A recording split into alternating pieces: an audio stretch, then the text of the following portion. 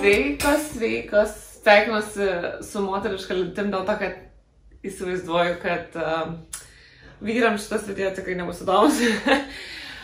Sugalvojau papasakoti, ką aš susidėjau į ligoninę su antru vaikučiu. Tai labai mačiau daug mamų grupėse, daug žiauriai klausimų, klausinėjo panos apie ką vežtis, kokias tašes pakuojasi, ar per didelė, ar per maža. Kadangi pirmą kartą gimdžiau Ispanijoje, šį kartą gimdau Lietuvoje, nėra čia kažko labai daug skirtingo, bet antrą kartą gimdant galvoju, kad pakuojasi jau truputį minimaliau, nes tam leliukui nėra, kad ten reikėtų kažko crazy labai daug, tada tiesiog savo pačiai, dėl to, kad yra dalykų, kurie labai pagelbsti, tai gal, sakyčiau, pradėsiu nuo beleko, kas čia viršaus, nes aš čia pusę daiktų čia, žodžiu. Tai maistas, susipakavau visokių, nėra iš sveikiausių dalykų, bet, žodžiu, susipakavau truputį užkandžių ir savo, ir vyrui, jeigu ten reikės labai ilgai būti kažkurioje vietoje, kur negalėsim pavalgyti arba naktį, arba, žodžiu, užkandžiai yra visą laiką labai gerai. Tai vienas iš pagrindinių dalykų, tada tokie nuobodus dalykai kaip savus kelnes leliuko. Nors antras vaikas, bet atrodo, kad taip viskas nerealu ir taip viskas maža ir taip viskas vėl atrodo pamiršai, kaip čia viskas vyksta. Žodžiu, bet šitas savus kelnes naudojau ir su pirmu vaiku ir dabar, tai jos yra iš Mother K, tai jos gavau Lietuvoje ir aišku visos jų korėjietiškos prekės, tai nerealiai patinka, jokių niekada nebuvo alerginių reakcijų ar nieko su pirmu vaiku, tai be jokių dalykų, kas net galėtų alergizuoti ar pakenkti mūsų leliukam. Tai žodžiu, tai už šitus produktus atsakau, nes jau naudojau, tai juos ir susidėjau. Tada, nežinau kaip Lietuvoj, neklausiau net daktaro, nes čia toksai gal mažas dalykas, bet Ispanijoje mano leliuką maudė gal 3. dieną, tai aš įsidėjau irgi iš tos pačios Must Be parduotuvės, įsidėjau plaukų ir kūno tokį mažą prausiklį. Leliukui, šiaip, aš ne leliukui sakau, kūdikėliui, nežinau kaip tai vadinu. Šiaip aš kaip maudau jau po to savo vaiką, tai dažnai nenaudoju jokių prausiklių, dėl to, kad aš nematau jokio reikalo, nebent ten galvytei, kad išeitų visos tos iš plaukų visi reikalai. Tai bet šiaip ne, tada sau yra keli dalykai, kuriuos įsidėjau savo, kurie pravertė pirmą kartą, tai yra švelnios intymios higienos putos. Tai jeigu, manau, gimdėt ne pirmą kartą, tai apie šitas girdėjot, padeda tas švelnumas ir tas labai gerai, nes ten tikrai nesinori nieko po to ilgai. Tada šitą naudojau pirmą kartą, bet man draugė patarė, kad jie yra labai faini kompresai krūtiniai. Parašyta, kad intensyviam spenelių gydymui.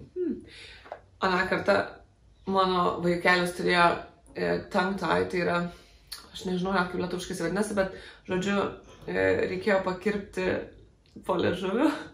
Tai kaip jisai valgydavo, žįsdavo krūtinę, tai, ta prasme, aš mėnesį laiko buvau visiškam skausme, tai atsikeldavau naktį ir verkdavau su juo, kol jisai valgydavo.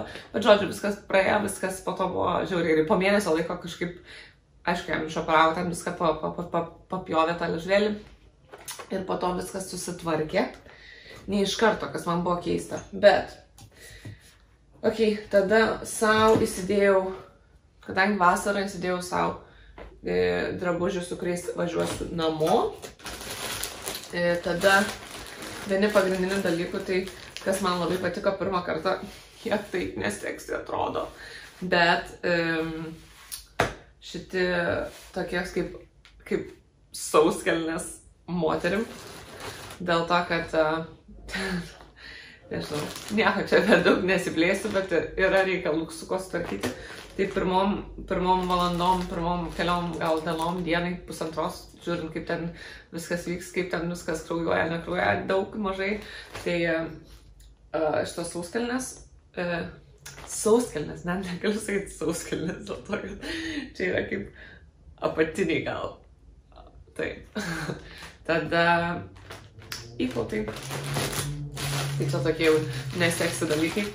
Ir aišku, aš pasiėmu su savimi vis tiek, nes aš naudoju ir po vaiko gimimo odai, dabar aišku naudoju visą nėštumą, bet ir po vaiko gimimo naudoju odai Veledos šitus fainus labai kremus ir aliejų nuo strijų, bet kaip aš žinau, kad strijos labai yra genetiškas dalykas.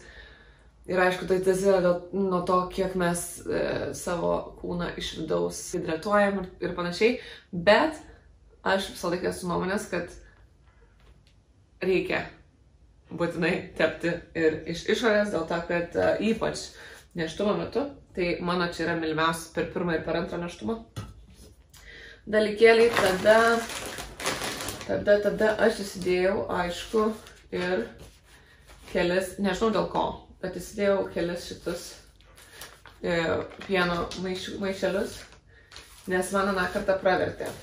Ir įklotai į liemenėlę. Vėlgi niekada nežinom, kaip ten viskas vyks. Mane pirmą kartą labai nustebino pieno kiekis, kuris išeina iš krūtinės, kaip maitini su viena krūtim, tada iš vienos ten bėga, ten ojas atsikeli ryte.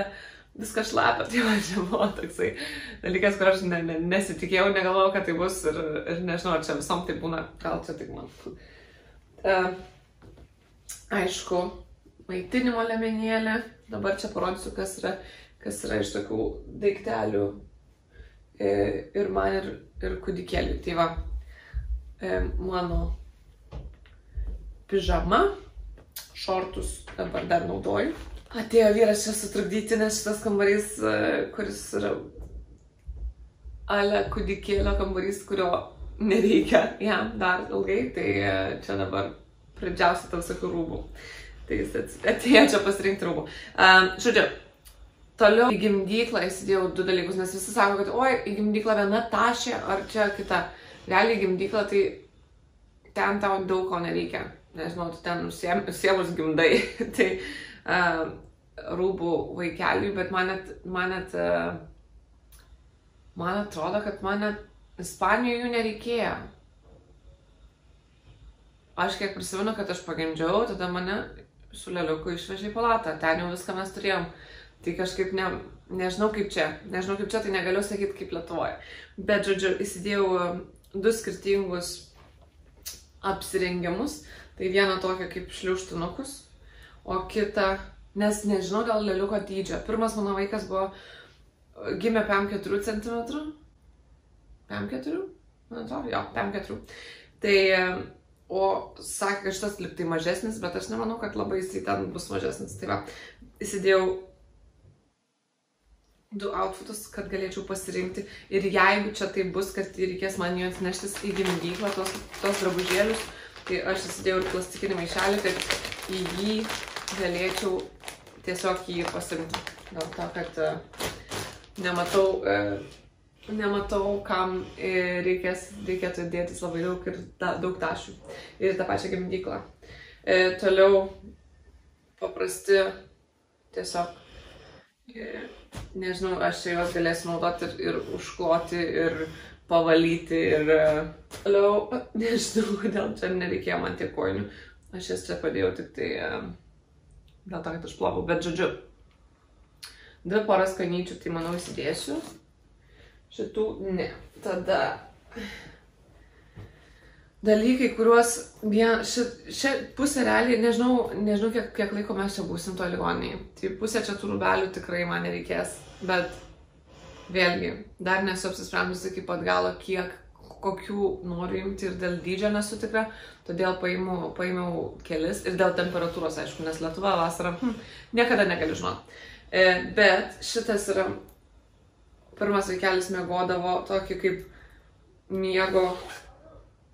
miego kombinzonas, kur rankytės jo viduje ir jisai ten taip miega. Tai kad primintų jam, kaip kad jisai dar yra viduje ir tai labai ramina ir mums padėjo su pirmu vaikučiu.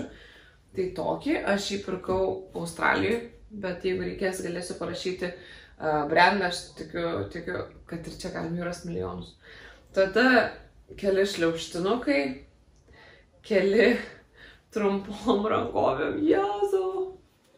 Tokių visokių, bet žodžiu, aš įsidėjau dar ir dėl to, kad mes nežinom kūdikio lyties.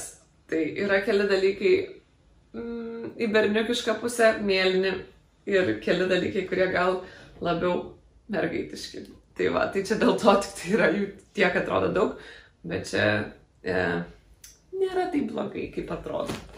Toliau, vienas mano mylimiausių dalykų ir čia ir jisai yra tas, kur aš jį turėjau nuo pirmo leliuko, bet galvoju, kad jam tikrai nėra nieko kažko blogo.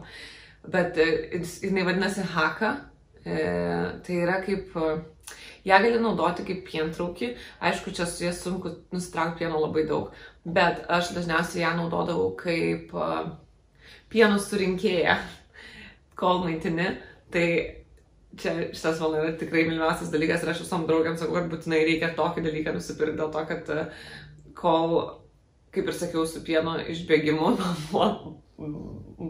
blogai ar gerai, nežinau, bet daug jo išbėgdavo, kol maitindavau, tai tiesiog aš jį surinkdavau čia, įdėdavau į pieno maišelį ir užšaldavau. Ir taip per mėnesį laiko Valencijai turėjau pusę stalčiaus pieno. Ir aišku, išplautas švarus lėliukiškas rankšluostukas, jeigu mums jo prireiks, manau prireiks, žodžiu. Tai va, tai tiek kol kas esu susidėjus, aišku, mašininė kėdutė, kuri yra čia, nežinau, ar matysis, mašininė kėdutė ir pledukas. Tai čia tokie dalykai, kurie yra, manau, kad iš ligoninės net neišleidžiama mašininės kėdutės.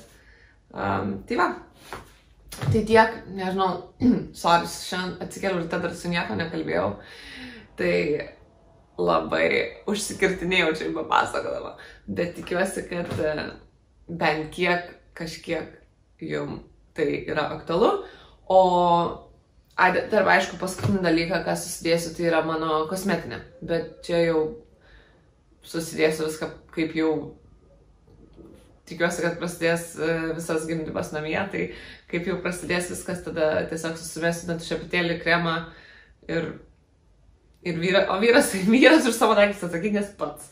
Taip, kad jo, paskutiniai dalykai bus sudėti jau paskutiniu momentu, nes aš juos dabar, aišku, naudoju. Tai tiek. Vis dar negaliu patikėti, kas čia vyksta ir kad šitas leliukas jau jo terminas yra už 4 dienų, kas yra visiškai keista. Bet labai laukiu. Dabar čia gal nuspyriu. Jaučia, kad apie jį kalbu. Jį arba ją. Žodžiu, bus labai laukiu, bus labai įdomu pamatyti, kokia lytis ir koks tas leliukas. Ir tikiuosi viskas bus gerai. Ir linkiu, kad ir jums, jeigu laukiat sklandaus gimdymo ir, žodžiu, su meile. Čiau!